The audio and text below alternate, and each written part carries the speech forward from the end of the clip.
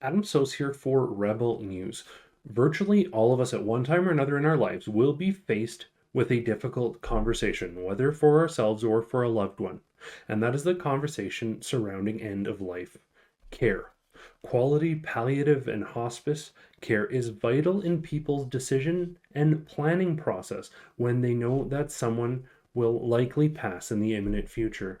Palliative care provides comfort, assurances, and support for families who are accompanying someone, often in their final years or even their final days. MLA Dan Williams experienced the loss of his mother, and he went through this very same journey himself. He has also been looking at and reviewing the palliative care system and providing a document that would effectively guide palliative care moving forward. We have heard heartbreaking stories, whether people are dealing with Alzheimer's or passing away from COVID 19, these people lacking support or lacking access to their family members. The document that Dan Williams has been working on seeks to address those issues and to provide a network of support for families so they can be there for their loved ones. Dan Williams joined me for an update on the work he's been doing to ensure that we have quality palliative care here in Alberta. Warning, censorship. Well, I'm very fortunate to be joined by Dan Williams, member of the Legislative Assembly here in Alberta for Peace River. When we talk about some of the difficult conversations that take place regarding end of life care, palliative care and quality palliative care is often one of the things that is lacking, or that is needed in order for people not to make some more difficult choices, some that I certainly wouldn't agree with, like euthanasia. Furthermore, there's just a general need in society for us to ensure that those people who are at the very end of their lives are provided the dignity and comfort entitled to, in my opinion, every person. So you have been working on an initiative along these lines to ensure quality palliative care for Albertans in your constituency, but across Alberta. Is that right? Yeah, that's right, Adam.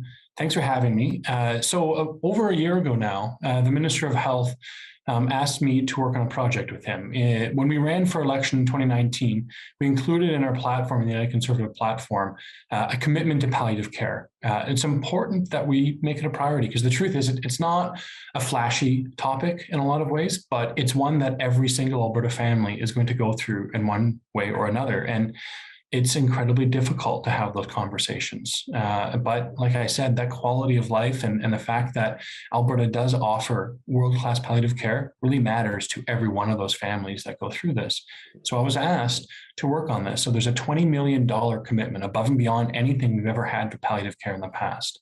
And so I worked with the Minister of Health and his office to do some legwork and get out and speak to folks, whether they be those who work in hospice societies, largely as volunteers, palliative care physicians in our big centers and in little towns, working with community groups that are trying to support, whether it be programming after someone passes away for the surviving family member, or supporting in those really, really difficult times family members when they stay at home because it's more comfortable for them in the end of life. So there's a lot of really, really important work that is being done in Alberta when it comes to palliative care. We're actually a leader in many ways in the country, but this government decided it's important that we offer this quality, comfort, and dignity to every single Albertan so they know that whatever the situation they're in, this government and the healthcare system can offer them peace and comfort in a dignified way at the end of their life. And so I worked on this project for about a year. And out of it, we came with a report. When I started, I didn't have a really good personal understanding of what palliative care was. And unfortunately, about a couple months after I started it, my mother was diagnosed with a very aggressive form of brain cancer. It came as a shock to all of us just before Christmas. It would have been just a few weeks from now last year. And the doctors gave a very, very short timeline. So myself and my family became very closely acquainted to the difficulties of having somebody at the end of life, but the wonderful opportunity that my mother had to be a mother with us and for us to be brothers and sons to her and husband to her, my father. And it was not just a time of death and decay. And this is what I kept hearing is at the end of life, and palliative care offers an opportunity for Albertans to have a time of growth at the end of their life and joy like they really have never had before. And that's why dignity in palliative care and end-of-life care is so important, because it allows Albertans to be their truer selves in the most vulnerable and difficult times. And so it was a real priority for me as I went through that to make it something this government understands as an alternative to other opportunities and alternative to other initiatives like MAID, medical assistance in dying, also known as euthanasia and assisted suicide, that there is this wonderful, beautiful thing called palliative care. And that was really a priority of mine. I can talk more about the report if you want as well. Yeah, certainly. First off, I just wanted to say, though, that I think that when you say this isn't necessarily exciting or flashy, I think that it is actually vital, and it is something we need to talk about, because very often there is a lot of misinformation. I was part of a panel hosting on euthanasia, Dr. Leonie Herx and a number of other people, and very often what people talk about, it isn't necessarily the pain, because they know that there's medication to help manage pain, but it's the lack of quality of life, the loss of control, seeming like a burden, a drain on resources. Those are the principal concerns for people facing these difficult circumstances. And it's wonderful to hear that the government is doing something specifically to target that. And yeah, thanks again for sharing your personal story. It's beautiful to see something that can be an adverse situation, obviously losing your mother, and parlaying that or transitioning that into making a positive impact. But yeah, please go on with some details about the report and the pragmatic outcomes of what's planned. Well, something I heard very often is the passion that all these individuals who work in palliative care have, and something they don't hear enough from elected officials is thank you. Thank you for the sacrifices you make. Thank you for the care for our most vulnerable at the time that they need care most. And as I spoke with these professionals, volunteers, different community groups, there were a number of different priorities that came out of that. And so one of those was trying to keep family members in as comfortable a setting for as long as possible when they're palliative or at the end of life. So that means if that's the home, if they have a good home to stay in, and they're often most comfortable there and have the highest quality of life there, and it's where they have the most growth at the end of their life as individuals, let's do what we can as a government to support people in their homes. So there's a lot of initiatives that this government's going to take, and my report goes into detail in supporting people to stay in their communities, or at least somewhere more comfortable. Sometimes there can be difficulty going to a more acute setting with acute care going on. So even hospice societies do a great work of creating a warm, welcoming place for these families. One question, if I may ask, and I know it's just something people are undoubtedly going to be wondering, given the times that we're in. One of the stories we've heard time and time again is with COVID-19, people being isolated from their families, experiencing hardship, very often dying alone. Is there any capacity in here to work that into hospice or palliative care, or is that separated because of the contagious element, or is some consideration being given towards that?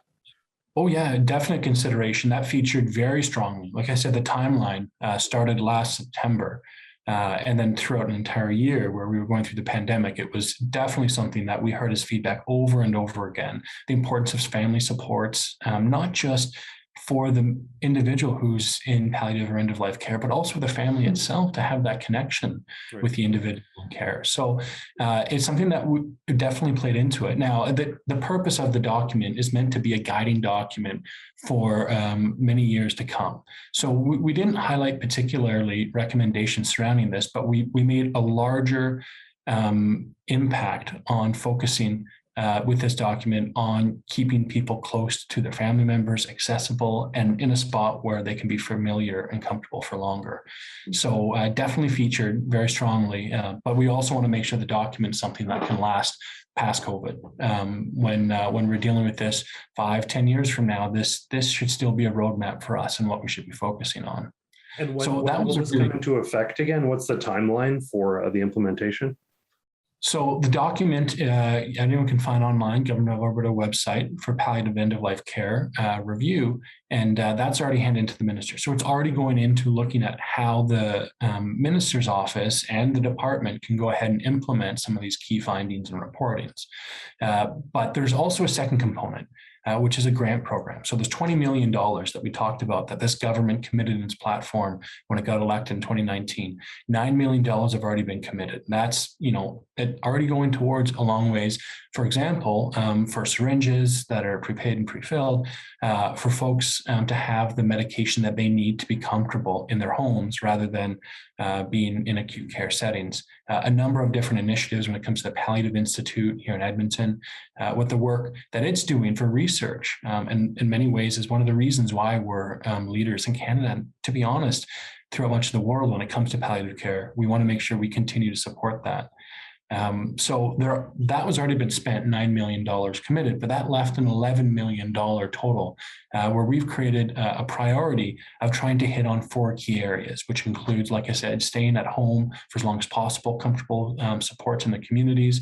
Early adoption of palliative care is a really big one. A lot of folks don't realize that palliative care doesn't mean that you're passing away immediately. Palliative care comes from the Latin palliate, which is cloak or comfort.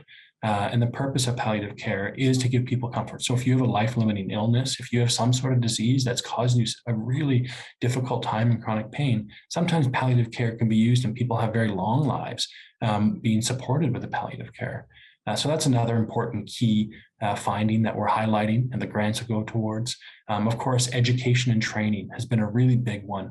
If we've been leaders in it for any reason, it's largely because we have spent more time and money investing into the people who end up treating us. So that's something we need to continue doing. It's a relatively new field, palliative care and end-of-life care. And it's really just developed in Alberta as this patchwork throughout our history, starting in the 70s with an increase in cancer diagnoses. In the 80s is where we see the first hospice societies, largely in the big centers. So as this starts to continue to grow, that's going to be something that we're focusing on.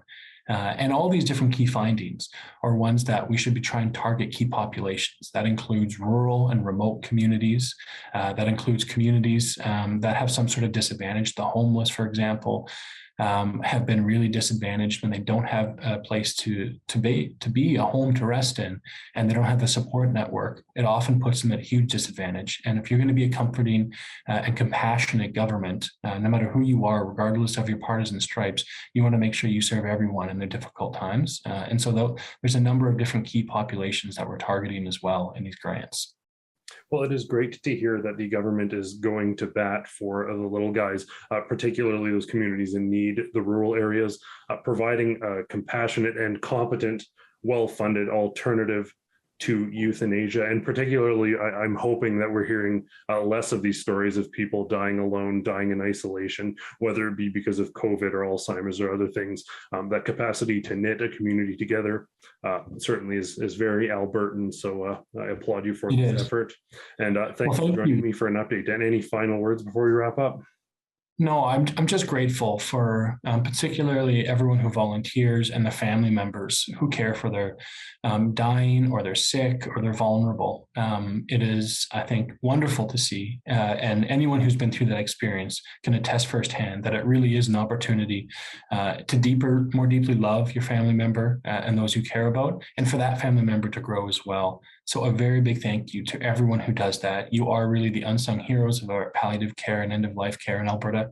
It's largely, in more ways than anything else, delivered by family members and volunteers, more than any other kind of healthcare. So you deserve a very big thank you. And if you're hearing this right now, thank you for the work that you've done to care for your family. Well, I want to thank Dan Williams for coming forward and sharing this important story. He thought that this might not be the most exciting piece for people to talk about, but as I mentioned, I frankly disagree. I think that these conversations are vital and that we do need to provide compassionate alternatives to honor the dignity of people in their final weeks, final days, and final hours. I want to thank you all so much for tuning in. For Rebel News, I'm Adam Sose.